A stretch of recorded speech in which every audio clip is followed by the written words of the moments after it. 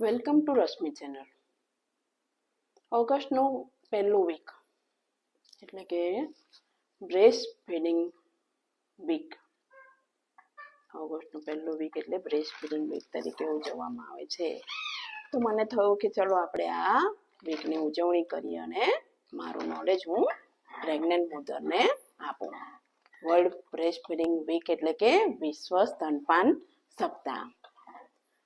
આપણે જોઈએ છે કે દરેક દિવસ ફ્રેન્ડશિપ ડે છે કે ચોકલેટ ડે છે કે એવા બધા ઘણા બધા ડે છે જે આપણે એક જ દિવસ ઉજવીએ છીએ.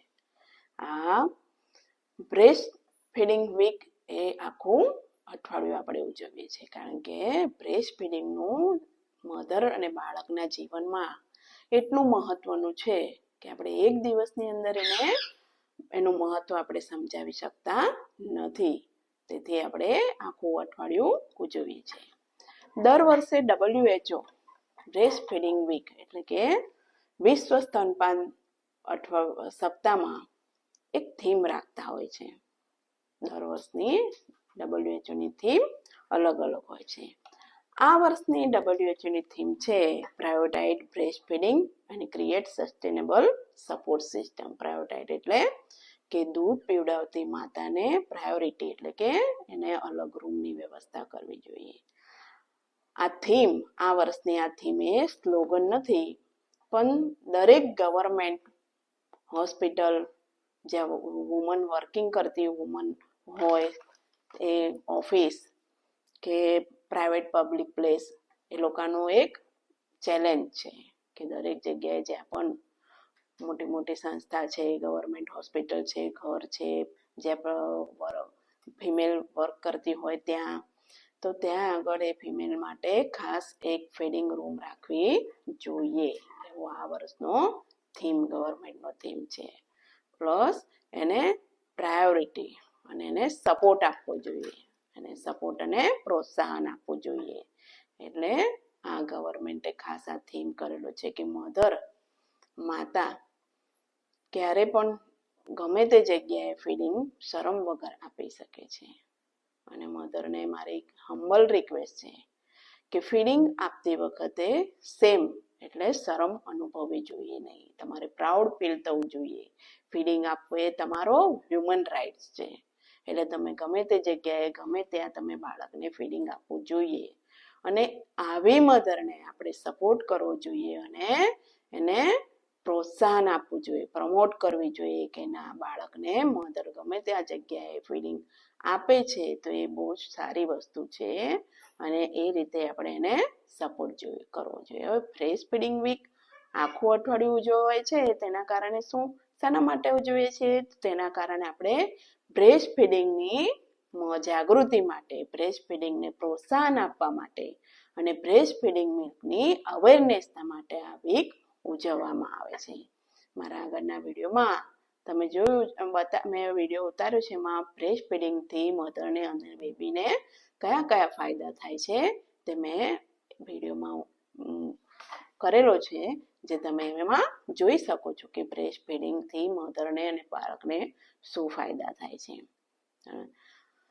પ્લસ બ્રેસ્ટ ફીડિંગથી મધરને અને બાળકને મેન્ટાલિટી અને ફિઝિકલી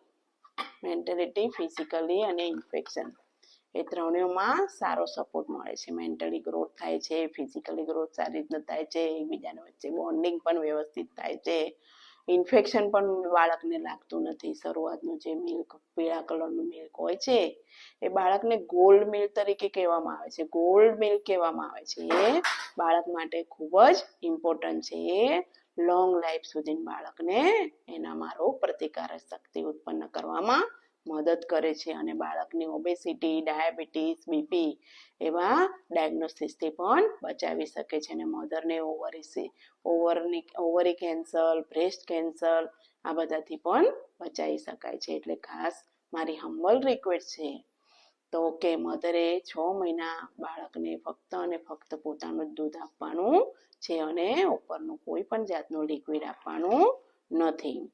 બીજું કે મધરને ગમે તે જગ્યાએ ગવર્મેન્ટનો રૂલ્સ હવે અત્યારે થીમ એવું કાઢેલો છે કે મધરને વર્કિંગ ઓફિસ હોય, સોસાયટી હોય કે ઓપીડી ગવર્મેન્ટની ઓપીડી હોય, હોસ્પિટલની ઓપીડી હોય તો ત્યાં આગળ એને ફીડિંગ રૂમ અલાયદો મળવો જોઈએ.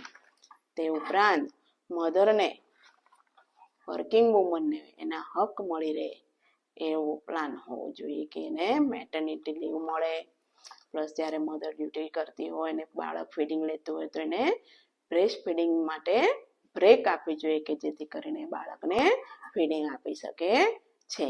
અને મધરને પ્રોત્સાહન આપવું જોઈએ, ફીડિંગ માટે પ્રોત્સાહન આપવું જોઈએ અને એને ફેમિલી તરફથી પણ, પબ્લિક તરફથી, ઓફિસના વર્કર તરફથી દરેક જગ્યાએથી એને સપોર્ટ આપવો જોઈએ.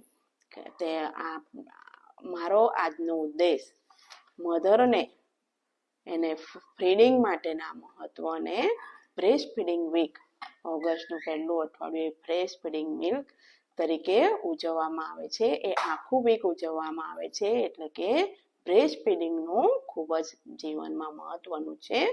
તો દરેક મધરને મારી છેલ્લા હમ્બલ રિક્વેસ્ટ છે કે બાળકને ફક્ત ને ફક્ત પોતાનું જ દૂધ પીવડાવવું જોઈએ. બાળકનું વિશે તમારે બીજું ન્યૂબોર્ન કેર વિશે જાણવું હોય તો મારી ચેનલ પર તમે સબસ્ક્રાઇબ કરીને જોઈ શકો છો. આજનો મારો વિડીયો તમને ગમ્યો હોય તો શેર કરો, સબસ્ક્રાઇબ કરો અને લાઈક કરો. Thank you.